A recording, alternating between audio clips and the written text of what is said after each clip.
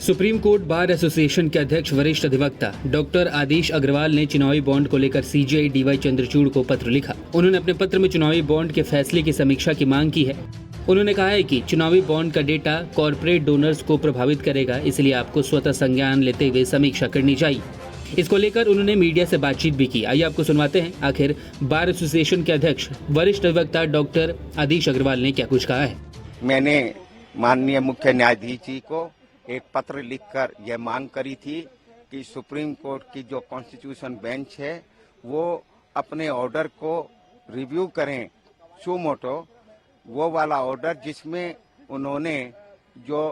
Election commission of India को direction दी थी कि वो डोनर और डोनी और अमाउंट डोनेशन की वो डिस्क्लोज करें, वेबसाइट पे लगाए। मेरा ये मानना है, उसमें मैंने ग्राउंड दी है कि सुप्रीम कोर्ट को का जो बेंच था, रेफरल बेंच था, उसको जो है क्वेश्चंस ऑफ लॉ फ्रेम करने चाहिए थे, परंतु उन्होंने नहीं किए जब रेफर करते हुए कॉन्स्टिट्यूशन बेंच को, और कॉन्स्टिट्यूशन बेंच ने भी क्वेश्चंस ऑफ लॉ फ्रेम नहीं किए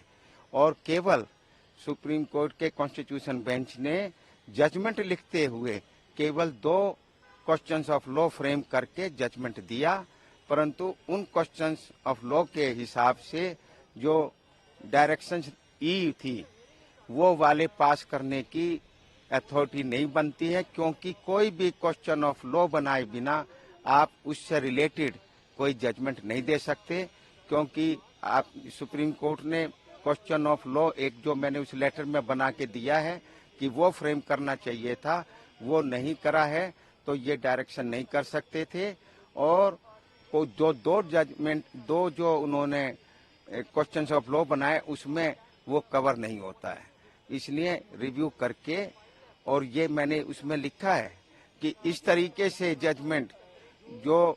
एक एग्रीड टर्म्स थी कि उनके नाम डिस्क्लोज नहीं करे जाएंगे, अमाउंट डिस्क्लोज नहीं करे जाएंगे, तो इस तरीके का ऑर्डर पास करके जो फॉरेन इन्वेस्टर्स है हमारे, जो भारत में इन्वेस्टमेंट कर रहे हैं, उनके विचार इन्वेस्टमेंट करने से बदल जाएंगे। बड़ी मुश्किलों से फॉरेन इन्वेस्टमेंट मोदी सरकार ला रही है, इस पे हमारे बिजनेस हाउसेज पर और स्पेशली फॉरेन बिजनेस हाउसेज पे बुरा असर पड़ेगा। नमस्कार, मैं हूं मानक गुप्ता। अगर आपको हमारा ये वीडियो पसंद आया हो तो इसे लाइक और शेयर जरूर करें, और हां, हमें सब्सक्राइब और फॉलो करना ना भूलें